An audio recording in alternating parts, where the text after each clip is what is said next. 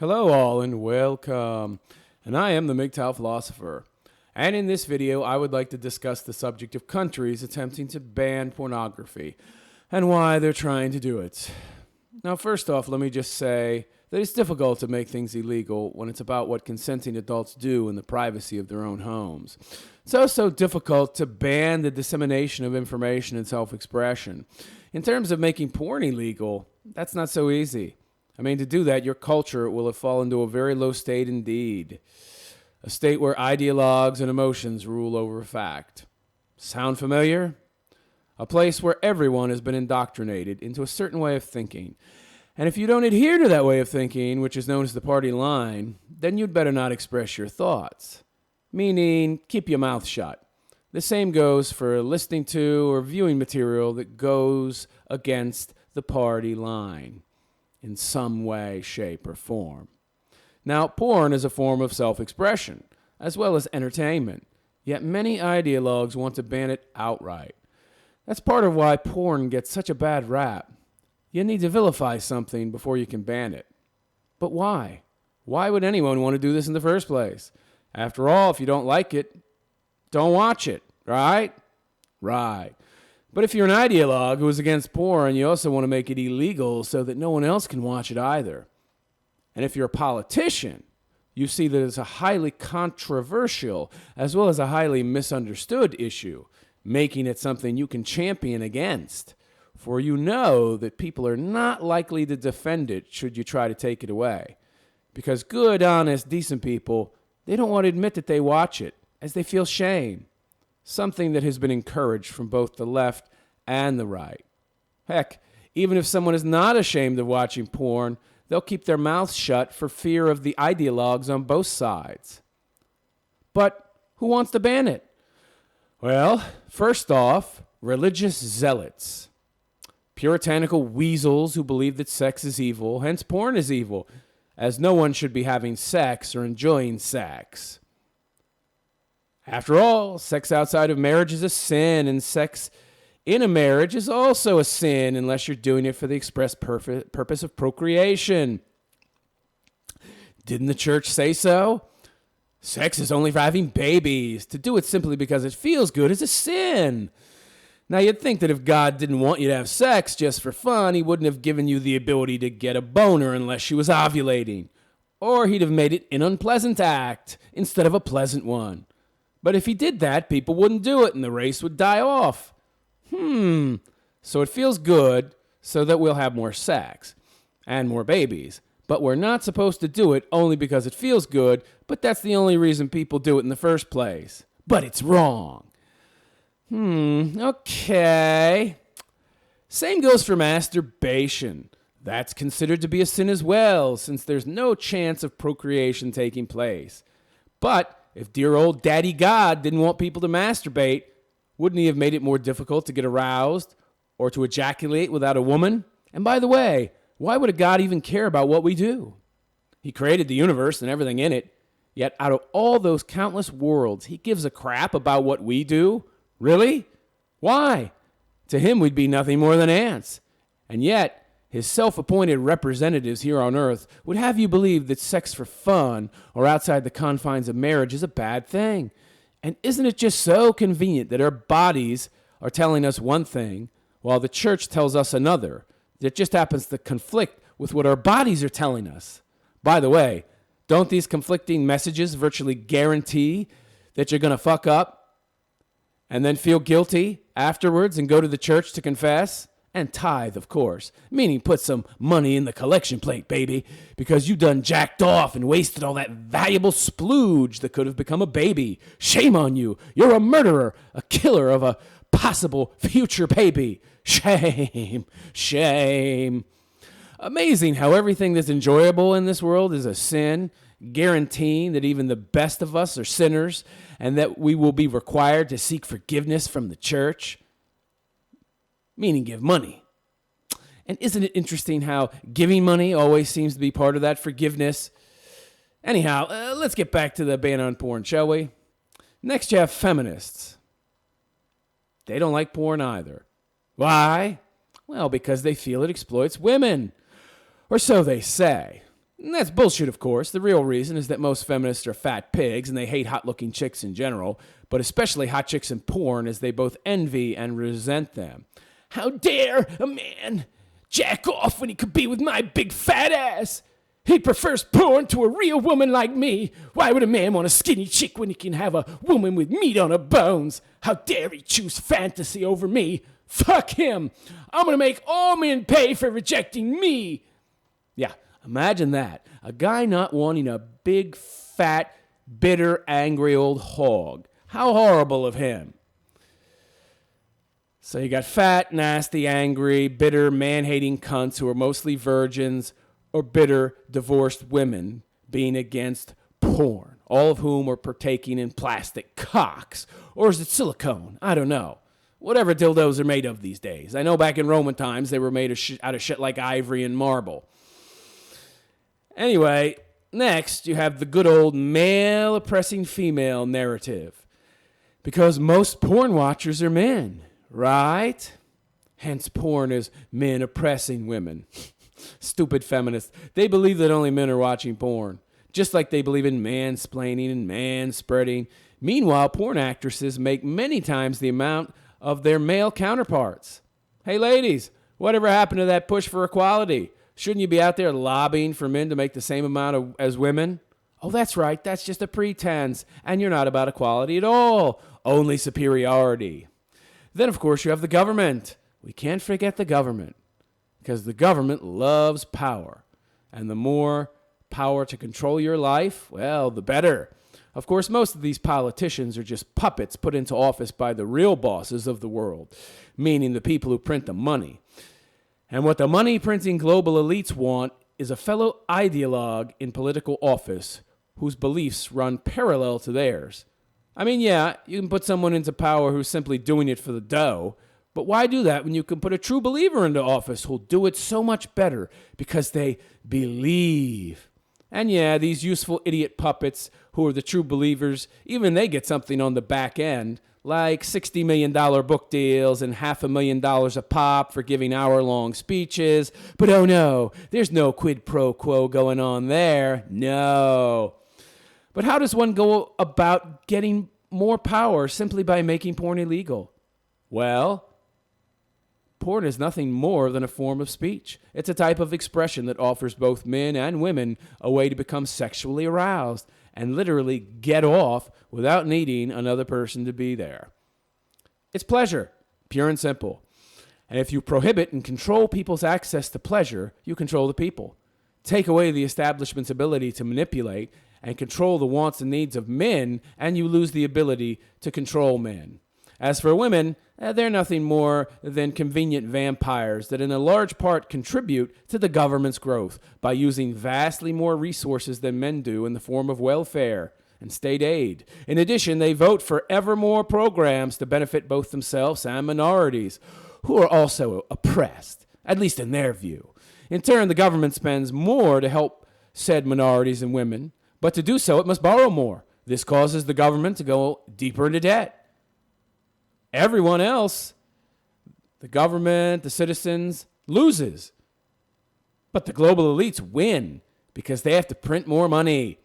You see, the global elites don't make any money if people don't go into debt. If people didn't have many expenses, they could save a lot more money. At least men could. And we just can't have that, now can we? Oh no.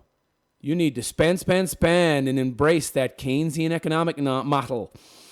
And what's the best way to create more debt? Why, to sucker men into the bad business deal that is marriage, of course. A deal where he gives away all his money to his new family in the form of a mortgage. Not to mention that new minivan, gas guzzler he'll need to buy, and all the other baby crap he'll need once she gets knocked up. Then there's all the furniture and added monthly expenses. And of course, once they get divorced, which is virtually guaranteed if it's a first marriage, you'll have alimony and child support from him, which she'll of course spend, as that's what women do. Rinse, repeat, next couple does it all over again, ad infinitum. As for only men watching porn, that's nonsense. Women watch it as well, but so what? Women could give a shit about porn in the grand scheme of things when compared to their financial security. However, men do give a shit about porn as they have far less options sexually when compared to women. I mean, hell, a woman need only spread her legs and 20 guys will be lined up to bang her. A guy spreads his legs and women just look at him with blank stares. Then they'll laugh at him and his arrogant presumption.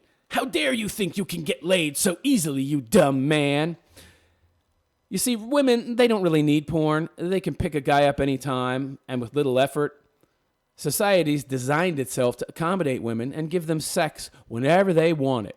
They can just go out and pick up a guy. It's like going food shopping for them. Unless you're a fat, ugly cunt, of course. Then you get bitter, angry, and become a feminist so that you can make men's lives as miserable as your life.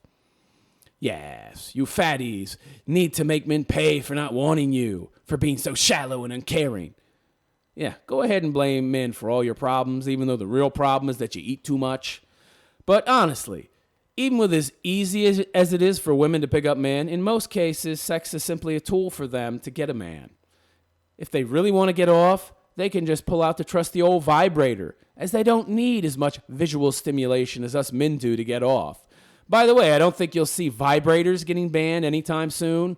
Oh no. As you can see, there's many different factions who want to ban porn. Religion, the government, leftist ideologues, the global elites. However, the one thing they all have in common is that they all want more power and control over other people's lives. Mainly men's lives. For you see, men are the ones who produce and keep society going, while women are just the useful idiots giving the government, the global elites, and yes, even the church, the power they need to do so through the power of the woman's vote. That's the greatest power of all in Western society.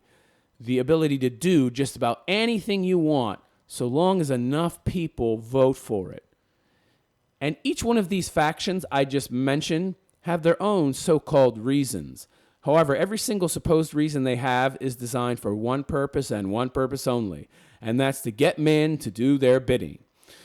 For the feminists, it's to punish men and get men to be with them or to simply gain superiority over them so that they can rule the world in the same way that men once did. They believe they were oppressed once, so now they get to be the oppressors. Few feminists, except the extreme nutters, are going to admit this, but that's how most of them secretly feel. And for the church, it's to get men to donate money and fill up the weekly collection plates so as to enrich the coffers of the so-called true believers, meaning God's representatives here on earth. That way, they have the resources to travel all over the world and set up new cults, churches, where they can indoctrinate new suckers and fill up some more collection plates. For the government, it's all about money, power, more control, more government. It means hiring more government employees to monitor who is and is not watching porn. It means more oversight and possible fines and fees levied against people who break the new anti-porn laws. And of course, further regulations that can be added at a later time, as new laws always need to be tweaked and expanded.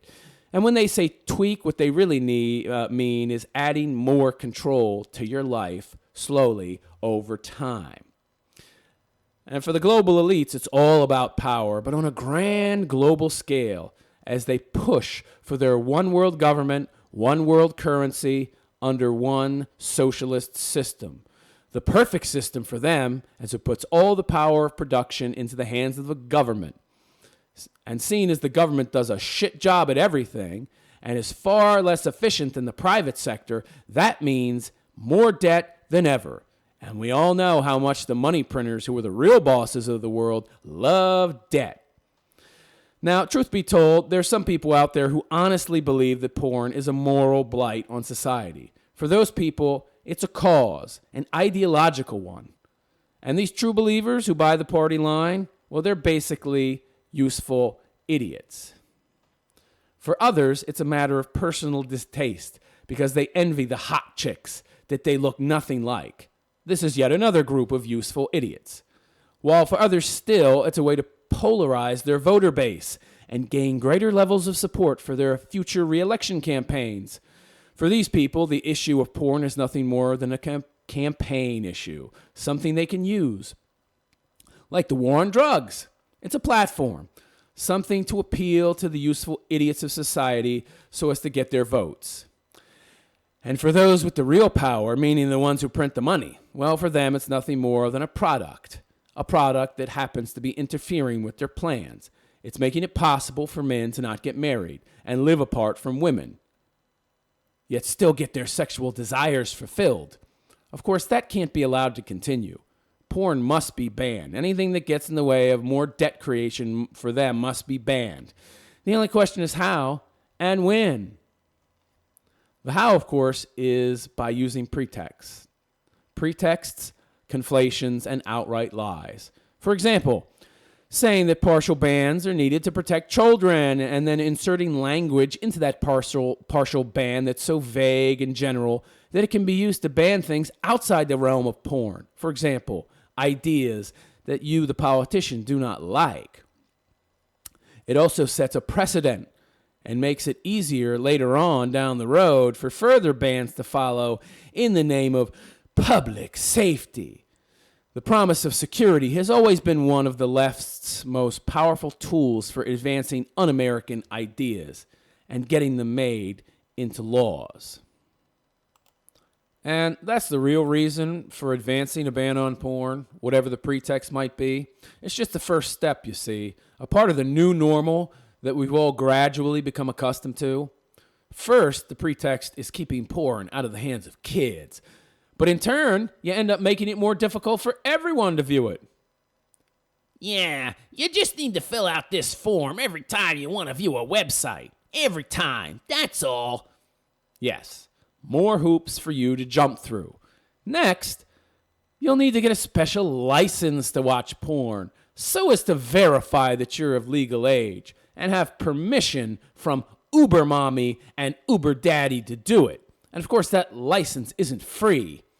You know, there's all the bureaucracy you need to support, all that overhead for this program. It's also very inconvenient to get, actually. But you may do it because you don't want to be against helping children. Yeah, it's inconvenient, but you still want to watch porn and you want to help kids. So you'll do it in the name of public safety. Of course, more likely than not, you won't do it because you don't want to go down to some government office and get a porn watching license.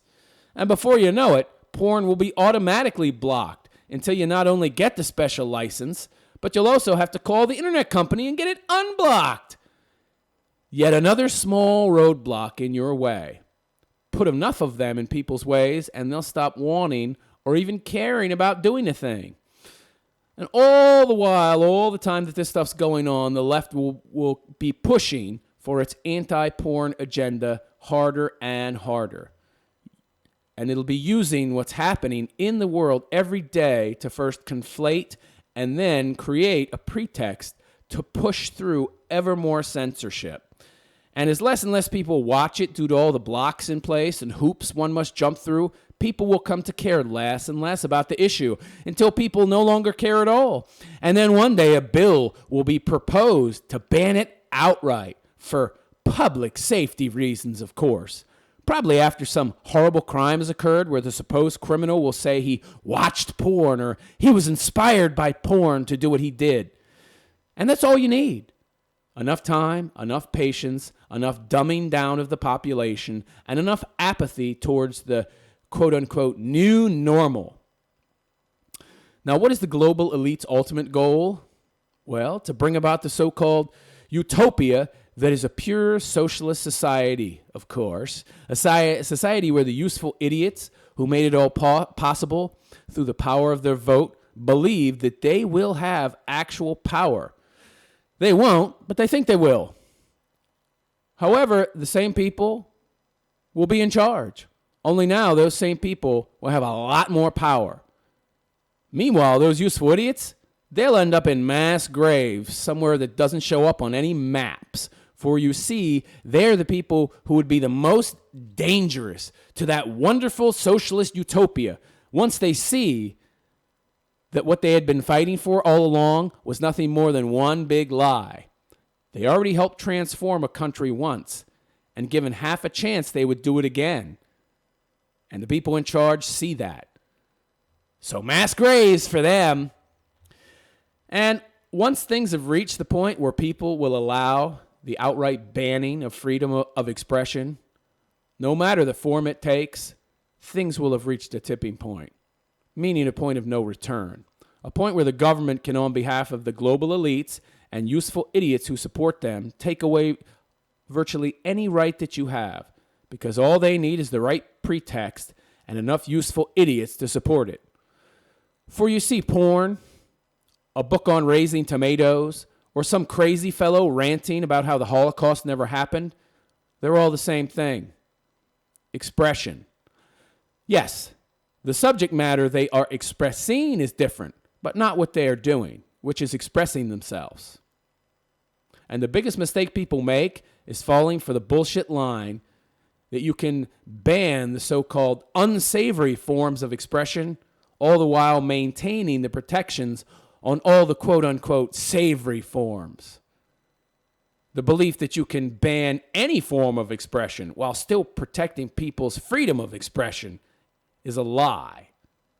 It just doesn't work that way. Expression is expression.